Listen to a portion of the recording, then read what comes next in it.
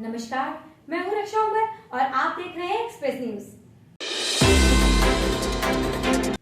तो आइए एक नजर डालते हैं उन तमाम अहम खबरों पर जो दिन भर की रही सुर्खियों में। देखते हैं ताजा खबर।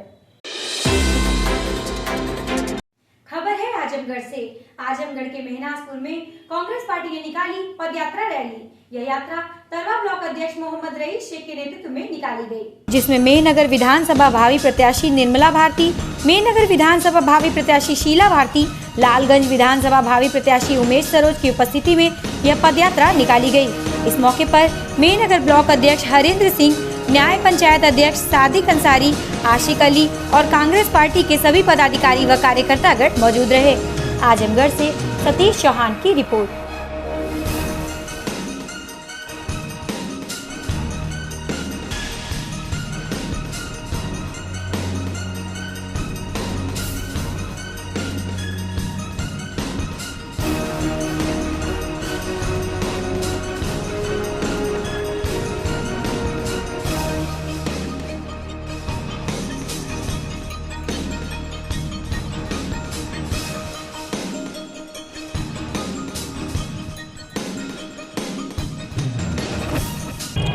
हम तो सबसे पहले हम अपनी परिचय बता दें।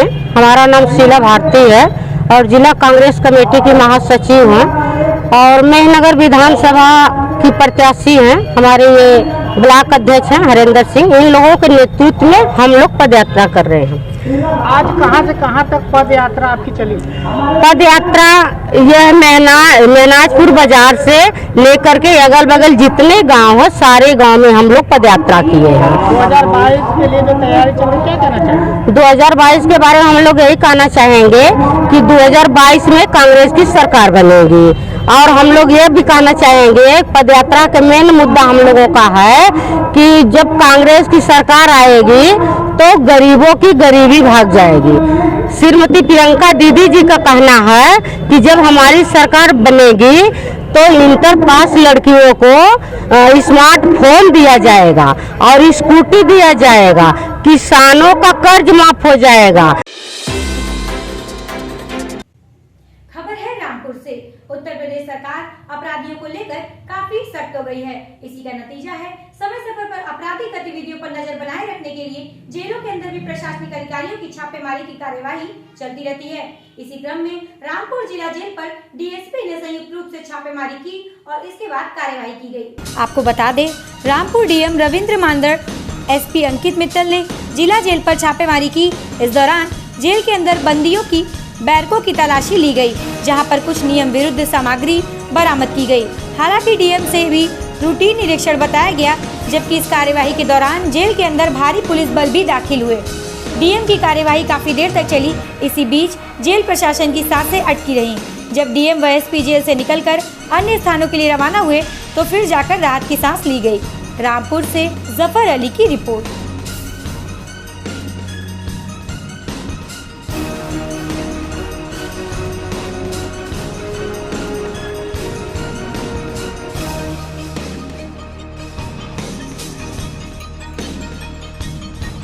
देखिए, हमारा और एसपी साहब का नियमित निरीक्षण होता रहता है। उसमें गृह विभाग के आदेश भी है कि जेल का नियमित निरीक्षण किया जाए और कोई किसी प्रकार की अवैध गतिविधि वहाँ पर ना हो, तो उन सब चीज़ों को लगातार रेगुलर वॉच किया जाए। तो उसी के तहत हम लोग यहाँ पर आए थे। सभी बैरकों का हमने निरीक्षण कराया है।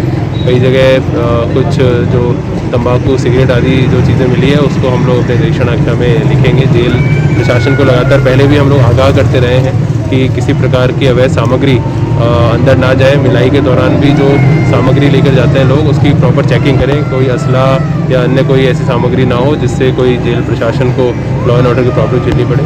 तो सारे बिंदुओं पर विस्तार में निरीक्षण किया गया है और एक रूटीन इंस्पेक्शन हमारा था। खबर है बलिया से। गाजीपुर जिले के महेन गांव के सपा नेता हैदर अली टाइगर ने केंद्र सरकार व प्रदेश सरकार पर जमकर साधा निशाना और कहा कि कृषि कानून वापसी ऐलान उपचुनाव में बीजेपी सरकार की बहुत बड़ी हार है। 2022 में उत्तर प्रदेश के विधानसभा चुनाव होने वाले हैं। चुनाव को देखते हुए कृषि बिल वापस लिया गया है। पूर्वांचल एक्सप्रेस वे पर समाजवादी पार्टी की विजय रथ यात्रा में उमड़ती हुई भीड़ देखकर भाजपा सरकार ने बिल वापस लेने की घोषणा की है। विजय रथ को देखने के बाद भारतीय जनता पार्टी में भय देखा गया है। बलिया से आरिफ अहमद अंसारी की रिपोर्ट।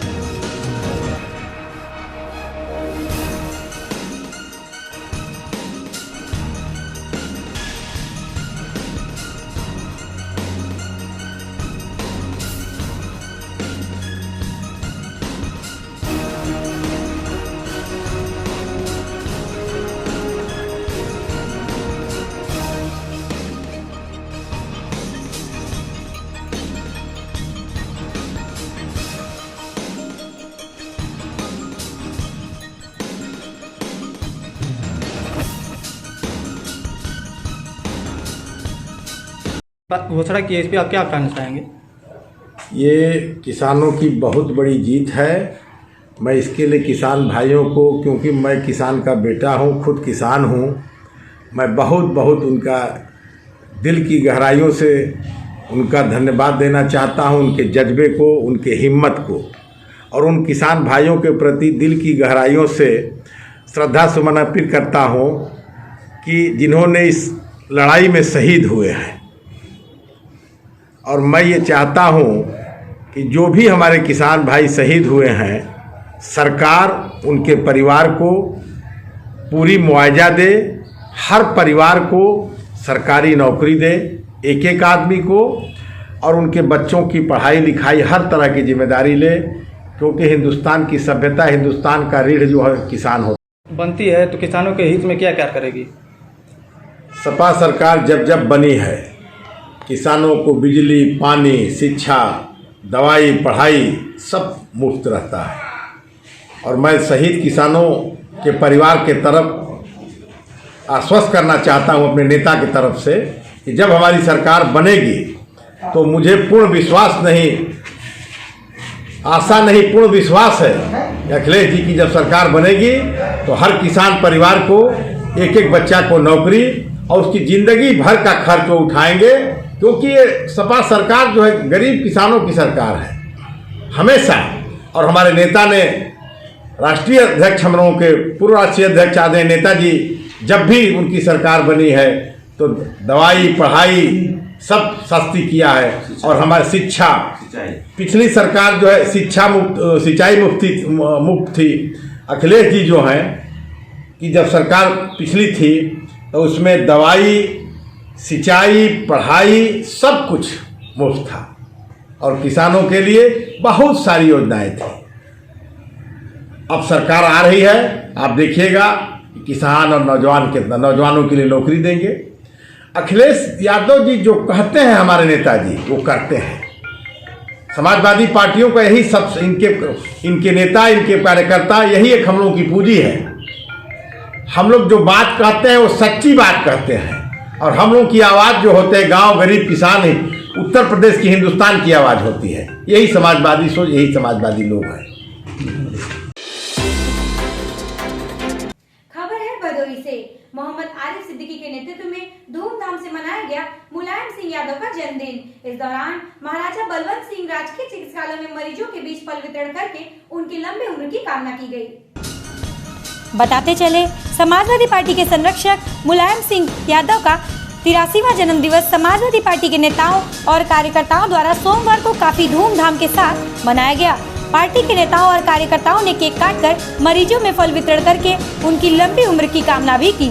समाजवादी पार्टी के पूर्व जिला अध्यक्ष व प्रदेश कार्यकारिणी सदस्य मोहम्मद आरिफ सिद्दीकी अपने महबूब नेता मुलायम सिंह यादव का जन्मदिन मनाने के लिए महाराजा बलवंत सिंह राजकीय चिकित्सालय में पहुंचे, जहां पर पहुंचकर उन्होंने वहां मौजूद सभी मरीजों में फल वितरण किया। इस अवसर पर उन्होंने कहा कि मुलायम सिंह यादव एक सच्चे समाजवादी हैं। उन्होंने गरीबों, मजदूरों, किसानों व नौजवानों के हक की लड़ाई लड़ने और उनकी आवाज़ को बुलंद करने के लिए समाजवाद का रास्ता अपनाया था। भदोही से आजाद खान बापू की रिपोर्ट। समाजवादी पार्टी के राष्ट्रीय संरक्षक माननीय मुलायम सिंह यादव जी का जन्मदिन है। उस जन्मदिन को हम लोग गरीबों में फल बांट करके मना रहे हैं।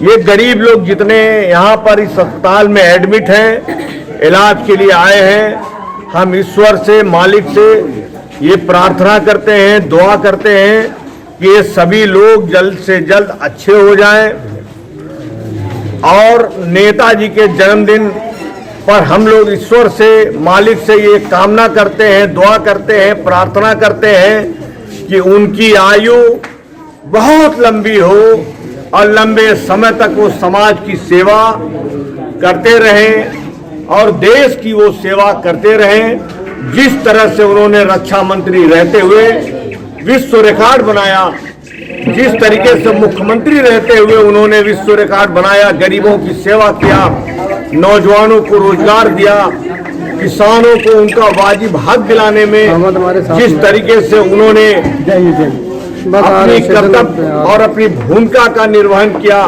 ऐसे किसान नेता देश में नहीं मिलते हैं। और किसान नेता धरती पुत्र माननीय मुलायम सिंह यादव जी के जन्मदिन पर हम सभी साथी उनके दीर्घायु की, लंबी आयु की कामना करते हैं, ईश्वर से, मालिक से प्रार्थना करते हैं, दुआ करते हैं। खबर है मिर्जापुर से। बरौंदा कचार स्थित भाजपा जिला कार्यालय में उत्तर प्रदेश व्यापार कल्याण कोष के अध्यक्ष रविकांत गर्ग का आगमन हुआ। इस दौरान कार्यकर्ताओं द्वारा उनका जोरदार स्वागत किया गया। इस अवसर पर उन्होंने प्रेस वार्ता की और कहा कि व्यापारियों का हित सिर्फ भारतीय जनता पार्टी में ही संभव है। उन्होंने कहा कि चुनाव में वोट साधने के लिए विपक्षी सिर्फ व्यापारियों को बरगलाते हैं, जबकि व्यापारियों के सहयोग से ही आज भाजपा देश प्रदेश में सरकार है। उन्होंने कहा कि व्यापारी वर्ग भी इस बात को भली भांति जानता है। मिर्जापुर से नईम वासी की रिपोर्ट।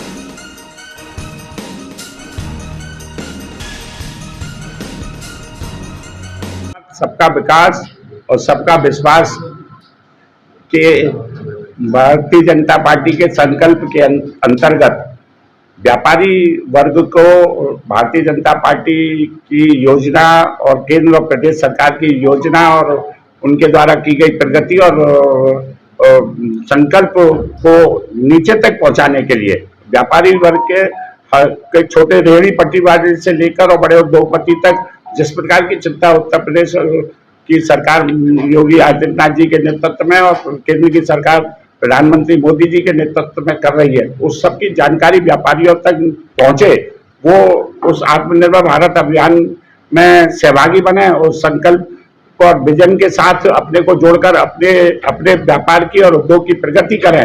कुटीर उद्योग हो, सूक्ष्म उद्योग हो, लघु उद्योग हो, मध्यम उद्योग हो, सभी का विकास हो।